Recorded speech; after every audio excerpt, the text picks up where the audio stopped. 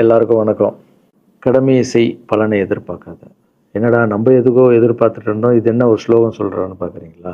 எந்த விஷயத்துக்காக நீங்கள் எதிர்பார்த்துட்டு இருக்கீங்களோ அதுக்கு முன்னாடி ஒரு ஸ்லோகம், ஒரு குட்டி கதை. ஏன்னா இந்த வீடியோ முடியும் போது அந்த ஸ்லோகத்துக்கும் அந்த குட்டி கதைக்கும் ஒரு லிங்க் இருக்குது, சரிங்களா? கடமை செய் பலனை எதிர்பார்க்காத, அதான் அந்த ஸ்லோகம். எனக்கு ரொம்ப பிடிச்சிது. என்னடா இது, கடமையை செய்ய சொல்கிறாங்க, பலனை எதிர்பார்க்க வேணான்றாங்கல்லன்னு நிறைய பேருக்கு அந்த ஸ்லோகமில் ஒரு டவுட் ஒன்று இருக்குது. வேலை பண்ணுறோம், வேலைக்கேற்ற கூலி எதிர்பார்க்கக்கூடாதா? இவ்வளோ கஷ்டப்பட்டு உழைக்கிறோம், சம்பளத்தை எதிர்பார்க்கக்கூடாதா அப்படின்னு. அந்த ஸ்லோகத்துடைய முழு மீனிங் என்னன்னா ஒரு கதையாக சொல்லிடுறேன். ஒரு பெரிய வீடு, ஒரு மிகப்பெரிய பணக்காரர். அவர் ரூமு மட்டும் க்ளீன் பண்ணுறதுக்கு ரெண்டு ஆட்கள் இருப்பாங்க. ரொம்ப பிடிச்சவங்களும் 2 பேர் அந்த ரூம் க்ளீன் பண்ணுறதுக்கு வச்சுருக்காரு. அவர் மிகப்பெரிய பணக்காரர். அவர் இப்போ 2 பேரும் வந்து ரூம் துடைக்கிறவங்க. ஓகே, அவர் காலையில் ரெடி ஆகி அந்த ரூம்லேருந்து வெளியே வரும்போது அவங்க துடைச்சிட்டு இருக்காங்கல்ல, அதில் ஒருத்தர் வந்து அவர் பாட்டுன்னு ஒரு வேலையை பார்த்துட்டு இருப்பார், துடைச்சிக்கிட்டே இருப்பார். இன்னொருத்தர் இருக்கார்ல, அவர் போய், சார் உங்கள் ட்ரெஸ்ஸு சூப்பராக இருக்குது சார், சார் நீங்கள் போட்டுக்கிற கண்ணாடி நல்லா இருக்குது சார், சென்ட்டு சூப்பராக இருக்குது சார், நல்லா இருக்குது சார், சூப்பராக இருக்கீங்க சார், எனக்கு பேக் கொடுங்க சார் அப்படின்னு வாங்கிட்டு போவார். இன்னொரு ஆள் வணக்கம் சார் சொல்லிட்டு வேலையை மட்டும் பார்த்துட்டு இருப்பார். இப்படியே தினமும் நடக்கும்.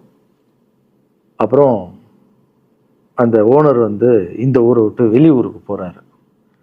போகும்போது 2 வேலைக்காரங்களும் கூப்பிட்டு ஒருத்தருக்கு வந்து 1 மாதம் சம்பளம் எக்ஸ்ட்ரா, யார் கூட பேக்லாம் தூக்கிட்டு போய் எப்போ பார்த்தாலும் நான் சூப்பர்னு சொன்னார்ல, அவருக்கு 1 மாதம் சம்பளம் எக்ஸ்ட்ரா. இன்னொரு ஆளுக்கு ஒரு வீடு வாங்கி கொடுத்து அவரை, நீ என் கூடவே வந்துருங்க, நான் அவர் கூடவே அவரை கூப்பிட்டு போகிறேன். இவன் ஓடி போய் கேட்டானா, சார் என்ன சார் தினமும் நான் தானே சார் உங்கள் பேக் எடுத்துருந்தேன், நான் கொடுத்த வேலையை நீ கரெக்டாக பண்ணல, நீ ஜால்ரா அடிக்கிறதுலையே இருந்த, எனக்கு இது நல்லா இருக்கு அது நல்லா இருக்குன்னு. ஆனால் அவன் வேலையை மட்டும்தான் பார்த்தான். வேலையை கரெக்டாக பார்த்தா பலனு கடவுள் கொடுப்பார், அந்த பலன் தான் இது அப்படின்னு சொன்னாங்க. இப்போ விஷயத்துக்கு வருவோமா? திருச்சி கிழக்கு தொகுதி. இன்றைக்கி நான் என்ன முடிவு சொல்கிறேன் இதுதானே. நான் திருச்சி கிழக்கில் நிற்கணுன்னா நான் முதல்ல அரசியலுக்கு வரணும். நான் அரசியலுக்கு வரேனா இல்லையான்றதை சொல்கிறேன். அரசியல் எப்படி என் வாழ்க்கையில் வந்ததுன்னு சொல்கிறேன். உங்களுக்கு நல்லா தெரியும், என் வீட்டில் குழந்தைங்கள வளர்த்துக்கிட்டு நான் பாட்டுன்னு சோஷியல் சர்வீஸ் பண்ணிகிட்டு இருந்தேன். மாற்றுத்திறனாளிக்கு டான்ஸ் சொல்லி கொடுக்குறது, ஓப்பனர் சர்ஜரி பண்ணுறது, பசங்களை படிக்க வைக்கிறது, ஸ்போர்ட்ஸு, எல்லாத்துலேயும் என்னால் முடிஞ்ச வரைக்கும் பண்ணுவேன். என்னால் முடியல மற்றவங்கிட்ட கேட்டு பண்ணிகிட்டு இருந்தேன். இந்த டைமில் தான் ஜல்லிக்கட்டுன்னு ஒன்று வருது. ஒரு சில விஷயம்லாம் ஃபாஸ்ட்டாக சொல்லிடுறேன், உங்களுக்கு தெரிஞ்ச விஷயந்தான். ஜல்லிக்கட்டுன்னு ஒன்று வருது, அதில் நான் போகிறேன், சாப்பாடு போகிறதுக்காக குழந்தைங்களுக்கு போகிறேன். அப்படி நான் அந்த ஜல்லிக்கட்டு நடந்து முடிஞ்ச விஷயம்லாம் உங்களுக்கு தெரியும். அப்புறம் என் மேலே ஒரு தலைவர் விமர்சனம், எதுக்கு தலைவர்னு சொல்லுவாரா, நம்ம அண்ணன் தான், சீமான் அண்ணன் ஒரு விமர்சனம் வைக்கிறாரு. அதுக்கு நான் மறுபடியும் ஒரு ட்வீட் போடுறேன், அவர் ட்வீட் போடுறேன். அப்போ தான் என் வாழ்க்கையில் அரசியல்னு அந்த நுழையுது. நம்ம சாப்பாடு போகிறதுக்கு போகணும், இது என்னடா இவ்வளோ பெருசாக இருக்குது, அந்த ஜல்லிக்கட்டு தான் எனக்கு அரசியலில் உள்ள நுழைஞ்சது, என்னடா இவ்வளோ பெருசாக இருக்குது அப்படின்னு. அப்படியே போச்சு. அதே தலைவர் தான், அதே சீமான் தான் ரஜினி சார் அரசியலுக்கு வர்ற மாதிரி பேச்சு அடிபட்ட உடனே அவங்க சைட்லேருந்து பேசுகிறாங்க, தலைவரை பற்றி பேசுகிறாங்க. தலைவர் எனக்கு வந்து ஒரு குரு, என்னை வாழ வச்ச தெய்வம், ஒரு அப்பா மாதிரி, ஒரு அண்ணன், அப்பா எல்லாமே சொல்லலாம். ஸோ அவரை பற்றி அதிகமாக பேச ஒரு முறையும் சூப்பர் ஸ்டாருக்கு ஃபோன் போடுவேன், அண்ணா ரொம்ப ஓவராக பேசுகிறாங்க, டெபா கம்முன்னு இருக்கண்ணா, நீ சைலண்ட்டாக இப்படியே ஓரளவுக்கு தான் நம்மளால் பொறுக்க முடியும். அதுக்கப்புறம் ஆடியோ ரிலீஸ் ஃபங்க்ஷனில் என் மனசில் கடலாம் உடச்சி சொன்னேன், அதை நீங்களும் பார்த்துருப்பீங்க, தெரியும். அதுக்கப்புறம் ஒரு ரஜினி சாருக்கு ஒரு ஃபங்க்ஷன் வந்தது, அந்த ஃபங்க்ஷன்லேயும் பேசினேன் இதை பற்றி. உங்களுக்கு தான் தெரியுமா அந்த வீடியோ, யார் ஓட்டப்பந்தயத்தில் ஜெயிக்கிறது, இப்போ கூட அந்த வீடியோ போயிட்டுருக்கு. அதை பேசணும், அது பாட்டு அப்படியே போயிட்டு இருந்தது. அதுக்கப்புறம் பார்த்தீங்கன்னா ரஜினி சார் அரசியலுக்கு வரேன்னு அனௌன்ஸ் பண்ணோடனே நான் போய் தலைவரை பார்க்குறேன், என்ன வரீங்களா, நியூஸில் வருது, ஆமாக்கா நான் வரேன். இன்னும் பயங்கர சந்தோஷம். ஏன்னா வாழ்க்கையில் ஒளி ஏற்றி வச்சவர், அவர் அரசியலுக்கு வர்றாரு, அவருக்கு சப்போர்ட்டிவாக இருக்கணும் நம்ம. அப்புறம் எல்லாருக்கிட்டையும் போய் நம்ம கேட்டுட்டு இருக்கோம், தலைவர் வந்துட்டாருன்னா எல்லாமே குழந்தைங்களுக்கு இன்னும் நிறைய பண்ணலாம் அப்படின்னு, என்ன நானும் வரேன்னு அப்படின்னா ரொம்ப சந்தோஷம் அப்படின்னு ஸ்ட்ரெயிட்டாக கிளம்பி நான் ட்ரஸ்ட்டுக்கு வரேன். என்னுடைய ட்ரஸ்ட்டு, என்னுடைய ஃபேன்ஸு எல்லாரையும் கூப்பிட்டு என்னுடைய வெல்விஷர்ஸ் எல்லாரையும் கூப்பிட்டு உட்கார வச்சு, தலைவர் அரசியலுக்கு வராரு, புரியுதுங்களா? எனக்கு வந்து எழுத படிக்க தெரியாது, அதான் ஒரு ட்வீட் பண்ணணும், இதெல்லாம் ரெடி பண்ணுங்கன்னு தமிழில் சொல்லிவிட்டு அவங்க ரெடி பண்ணிட்டு இருக்க ஒரு டீம். இன்னொரு டீம் உட்காந்து என்கிட்ட கேள்வி கேட்குறாங்க, தலைவர் அரசியலுக்கு வந்து அவர் வந்து சிஎம் ஆகிடுவார், நீங்கள் வந்து அமைச்சர் ஆகிடுவீங்களாண்ணே, சுகாதாரத்துறை அமைச்சர் தான் நம்ம வந்து ஆப்ரேஷன் நிறைய பண்ணலாம், இன்னொருத்தர் கல்வித்துறை எடுத்தால் நிறைய படிக்க வைக்கலாம். டேய், கடமை செய்யணும், பலன் எதிர்பார்க்கக்கூடாது. சுகாதாரத்துறை அமைச்சர், இது வந்து கல்வித்துறை, இதெல்லாம் படிச்சுங்க வர இடம். அண்ணன் படிக்கலடா. எல்லாருக்கும் படித்த இடத்த போட்டு ஒரே இடத்துல போய் முடங்கி போய் படிப்புனா படிப்பு மட்டும், எல்லாம் கட்சி வளரட்டும், தலைவர் வரட்டும், எல்லா துறையிலேருந்து ஹெல்ப் கேட்டு நல்லா பண்ணுவோம், பெரிய ட்ரஸ்ட்டு கட்டுவோம். இப்போன்னா சின்ன ட்ரஸ்ட்டில் தான் நம்ம இருக்கோம். சின்ன வீட்டில் 60 குழந்தைங்க நீங்கள் இருக்கீங்க, 100 ஏக்கரில் கட்டுவோம். ஊனமுற்றோர்கள் இந்த பக்கம் திருநங்கைகளுக்கு இந்த பக்கம் முதியோர்களுக்கு ஒரு பெரிய ட்ரஸ்ட் கட்டி பண்ணுவோம்டா. சூப்பர்ண்ணா. இன்னொருத்தர் டக்குன்னு அங்கேருந்து, அண்ணா நம்மளை ஏற்று பேசின்னு இருக்கார்ல சீமான் அண்ணா, அவருக்கு ஆப்போசிட்டாக எதிர்த்து நில்லுங்கண்ணே அப்படின்னா. அது அரசியல் இல்லை. ஒருத்தர் மேலே கோவத்தால் நம்ம அரசியலுக்கு வந்தால் அது வந்து வெறுப்பு அரசியலாக மாறும். அரசியல்ன்றது மக்களுக்கு நல்லது பண்ணுறதுக்காக வரணும். இப்போ அவரை நான் அழிக்கணும், அவரை நான் ஏதோ ஒன்று செய்யணும்னு அந்த ஆசையில் வந்தேன்னு வச்சுங்களேன், ஆசை என்ன ஆகும், கோபமாக மாறும். கோபத்துலேருந்து என்ன வரும், வார்த்தைகள் தப்பாக வரும். வார்த்தைகள் மட்டும் வராது, தப்பான வார்த்தைகள் வரும். மக்களுக்கு நம்ம மேலே மரியாதை இல்லை, மக்களுக்கு நம்ம மேலே மரியாதை இருக்காது, போயிடும்.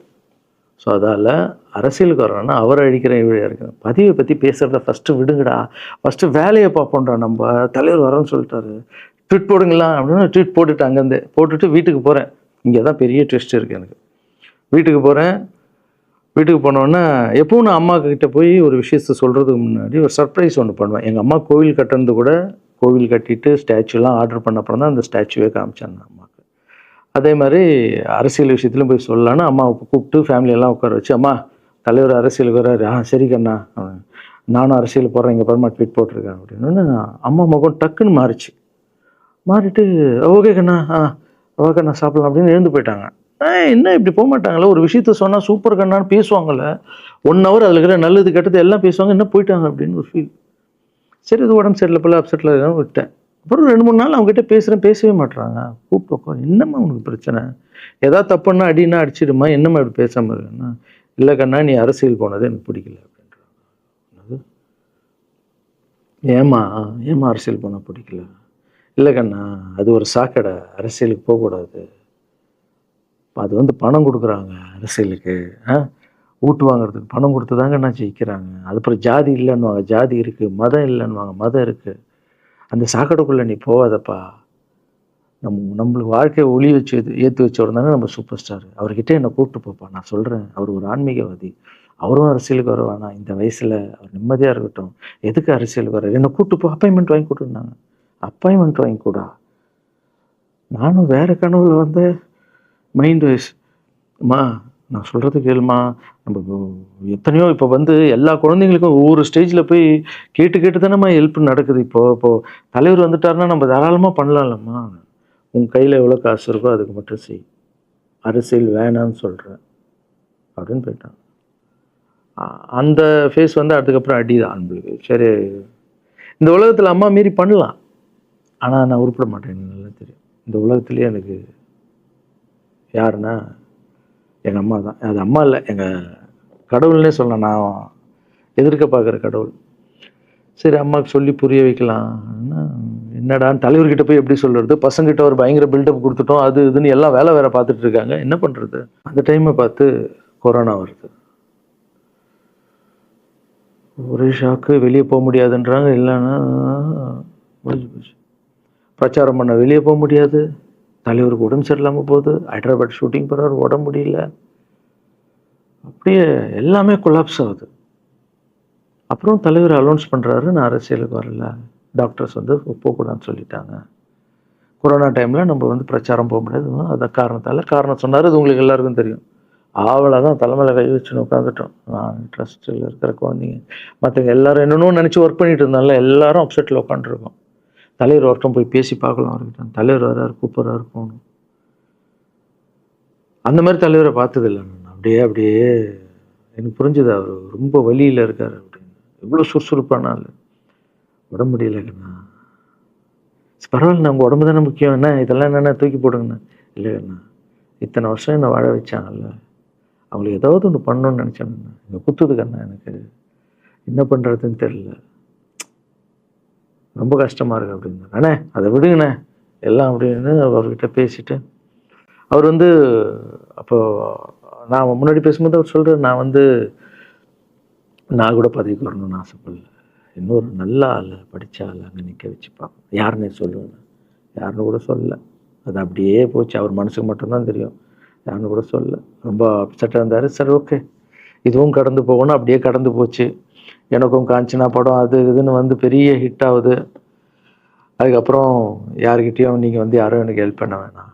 முதல் நாள் நான் கலைஞர் ஐயா கிட்ட ஹெல்ப் கேட்டேன். அவர் ஒரு சில குழந்தைங்களுக்கு ஹெல்ப் பண்ணார். அதுக்கப்புறம் அன்புமணி ராமதாஸ் ஐயா, அவரும் ஹெல்த் மினிஸ்டர் இருக்கும்போது அவர் ஒரு சில குழந்தைங்களுக்கு ஹெல்ப் பண்ணார்.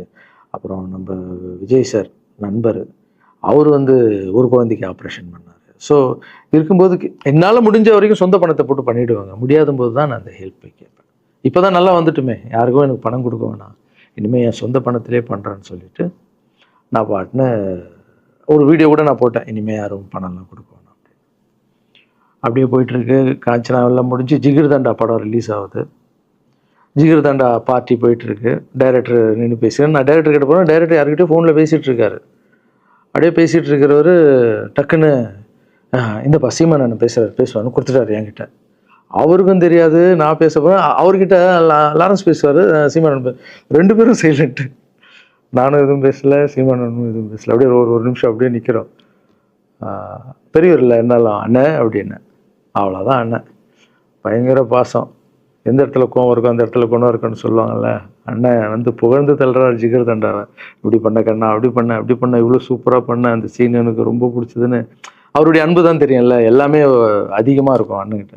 அண்ணா ரொம்ப சந்தோஷமாக வாழ்த்தினார். அப்புறம் நான் மாற்றம்னு ஒரு அமைப்பு ஆரம்பிச்சிருக்கேன்ல, இந்த விவசாயிகளுக்கு டிராக்டர் கொடுக்கறது, அப்புறம் மாற்றுத்திறனாளிக்கு ஸ்கூட்டி கொடுக்குறது, எல்லாமே அதை பார்த்துட்டு பத்திரிகையாளர் கேட்குறாங்க அவர்கிட்ட, ரகுவலரன் சார் மாற்றம்னு அமைச்சிருக்காருன்னா, நல்ல விஷயம் தம்பி, நல்லா பண்ணிட்டோம், நல்லா இருக்கட்டும் அப்படின்னு வாழ்த்தினார். ஸோ ஒரு பெரிய பிரச்சனைக்கு கடவுளே அதை அப்படியே சால்வ் பண்ணி வச்ச மாதிரி ஆயிடுச்சு. அப்படியே போச்சு. ஆனால் நீங்கள் நல்லா இருக்கணும், எங்கே இருந்தாலும் நல்லா இருப்பீங்க. எப்போல்லாம் ட்ரஸ்ட்டுக்கு போகும்போது பசங்களாம் கேட்பாங்க, அந்த 100 ஏக்கர் ட்ரஸ்ட்டு குழந்தைங்க, சரி ஓகேடா. அப்படி பார்த்தீங்கன்னா நண்பர் விஜய் சார்கிட்ட பேசிகிட்டு இருக்கும்போது நான் வர அரசியலுக்குன்றார். நிஜமா நண்பா அப்படின்னு. எஸ் அப்படின்னு. மறுபடியும் போய் ட்ரஸ்ட்டில் உட்காந்து டேய் நண்பர் வராரு. ஏன்னா சூப்பர் ஸ்டார் எனக்கு எவ்வளோ க்ளோஸோ, நண்பர் கூட அவ்வளோ க்ளோஸ் தான் எனக்கு. ஏன்னா மேகமாய் போகிறேன்ற சாங்லேருந்து நான் அவருக்கு டான்ஸ் மாஸ்டராக பண்ண ஆரம்பித்தேன். அதுக்கப்புறம் நிறைய சாங் பண்ணேன், சரக்கு வச்சுருக்கேன். அப்போ உங்களுக்கு தெரியும், அந்த தாம் தக்க தீம் தக்க அவருக்கு மட்டும் நான் ஸ்பெஷலாக பண்ணி கொடுத்துட்டு போவேன். தமிழ் வேறு யாருக்கும் பண்ண மாட்டேன். அவர் கூப்பிட்டா வருவேன், தலைவர் கூப்பிட்டா வருவேன், சாங் பண்ணிட்டு போவேன். அவர் வரணும் போது எஸ், ஏன்னா அவர் ஒரு முடிவு எடுக்க மாட்டார், எடுத்தாருன்னா அவர் நல்ல உழைப்பார், நல்ல உழைப்பாளி, பண்ணுவார் அப்படின்னு நினச்சி மறுபடியும் போய் ட்ரஸ்ட் ஆளுங்கெல்லாம் பேசுகிறதுக்கு முன்னாடி ஐயோ அம்மா இருக்காங்களே பிடிக்காத, ஃபஸ்ட்டு அங்கே கரெக்ட் பண்ணணும்ல. அங்கே போனேன். அம்மா நண்பர் அரசியலுக்கு வராருப்பா. என்னம்மா அப்போ தான் ஓகே, இப்போ எல்லாம் மாறி இருக்கு, போகலாமா, நீ ஃபஸ்ட்டு அவர்கிட்ட ஒரு அப்பாயின்மெண்ட் வாங்க, நான் உன்னை கூப்பிட்டு போகிறேன் அப்படின்னா. கூப்பிட்டு போய் இந்தப்பா என் பிள்ளைய ஒப்படைக்கிறேன் பார்த்துக்கப்பான்னு சொல்லுன்னு பார்த்தா, என்னம்மா பேச போகிறான்னு கேட்டேன். நீ அரசியலுக்கு வராத தம்பி, இது ஒரு சாக்கடை, நீ அரசியலுக்கு வராத, நீ ரொம்ப சைலண்டான ஆள், உனக்கு இதெல்லாம் செட் ஆகாது, பணம் கொடுத்தா தான் ஜெயிக்க முடியும், ஜாதி இருக்குது, மதம் இருக்குது, இதெல்லாம் தாண்டி வருது கஷ்டம்னு நான் அவர்கிட்ட சொல்கிறேன்ப்பா அப்படின்னு. நான் அப்படியே மா புரிஞ்சுக்குமாண்ணா, டேய் மீன் குழம்பு வச்சுருக்கேன் சாப்பிட்றேன், அதே மீன் குழம்பு. ஓகே நான் நினச்சிட்டேன் நம்ம ஜாதகத்தில் இல்லை போல், சரி விட்டுடலாம், சரி இப்போ விட்டுருவோம், ஒரு 2-3 நாளைக்கு அப்புறம் மறுபடியும் பேசுவோம் அப்படின்னு மறுபடியும் பேசுகிறேன். அதே மறுப்பு தான். நானும் நண்பர்கிட்ட பேசுகிறேன், அம்மா இப்படி சொல்கிறாங்க நண்பா, அது அவங்களுக்கு தெரியல, அவர் நிறைய பேச மாட்டார், வயசானவங்க இல்லை, தெரியல, வந்தப்புறம் புரியும், ஒரே வார்த்தை தான். அதுக்கப்புறம் ஃபோனில் கூட்டணி கட்சியெல்லாம் வராது நண்பா, என்னடா யாரும் கூட்டணி கட்சி வரல நண்பா, இது அது நான் எனக்கு ஒருத்தரை பிடிச்சிட்டாங்கன்னா மனசில் பட்டதை எல்லாமே சொல்லிகிட்டு இருப்பேன். அது நல்லதோ கெட்டதோ, என் பழக்கம் அப்படி தான், பிடிக்கலாம் தூரம் ஒதுங்கிடுவேன். அப்படியே போகுது. எலெக்ஷன் வருது, அனௌன்ஸ் பண்ணுறாங்க, எலெக்ஷனில் நண்பர் நிற்கிறாரு. ரிசல்ட் அன்றைக்கி டோட்டலாக மாறுது எல்லாமே, அப்படியே தலைக்கீழாக ஆகுது, புரட்டி போடுறாரு சரித்திரத்தை. வேற அம்மா எப்போ முதல்ல தெரிந்து எங்கள் அம்மாவை தான். எனக்கு ரொம்ப ஆசையாயிடுச்சுன்னா எங்கள் அம்மா மேலே அம்மா பேர் கண்மணி. கண்மணி அப்படின்னு தான் கூப்பிட்டு போவேன். எங்கன்னு கூப்பிட்டு போனால் அம்மா கொண்டு என்னடா இவ்வளோ உஷாராக வர என்ன விஷயம், இங்கே வா உங்ககிட்ட தான் பேசணும். நீ என்னம்மா சொன்ன, பணம் கொடுத்தா தான் ஓட்டு போடுவாங்க, ஜாதி இருக்குது, மதம் இருக்குது, புது ஆளுங்களை வர விட மாட்டாங்க, ஜெயிக்க முடியாது, இதெல்லாம் சொன்னல. நண்பர் ஜெயிச்சிட்டார் பார்த்தியாம்மா. அந்த ஒரே ஒரு முகத்துக்காக ஓட்டு போட்டிருக்காங்க. நம்பிக்கையான ஆள் வந்தால் போடுவாங்கம்மா, நல்லவங்களாம் வரலாமா, புரிஞ்சுக்கம்மா, என்ன விடுமா. இப்போ என்னம்மா சொல்கிற அப்படின்னு கேட்டேன். முதல் முறையாக எங்கள் அம்மா முகத்தில் ஒரு சிரிப்பை பார்த்தேன் நான். ஆமாம் கண்ணா, அந்த புள்ள எல்லாத்தையும் மாற்றிடுச்சு, இவ்வளோ பெரிய வெற்றி அடி வரணும்னு நான் எதிர்பார்க்கலப்பா. ஒரு நல்ல மனுஷன் வந்து பண்ணணும்னு நினச்சா அது முடியுங்கண்ணான்ற நம்பிக்கை எனக்கு வந்திருக்குப்பா அப்படின்னு அம்மா சொன்னான். அப்போ என்ன போயிடலாமா, ஓகேவா அப்படின்னு கேட்டேன். போகண்ணா, நீ நினச்ச மாதிரி பண்ணு அப்படின்னு அம்மா சொன்னோன்னு காலில் சாஸ்தாகமாக வந்தேன். தேங்க்யூ ஸோ மச்மா அப்படின்னு. ரொம்ப ஹாப்பி நான்.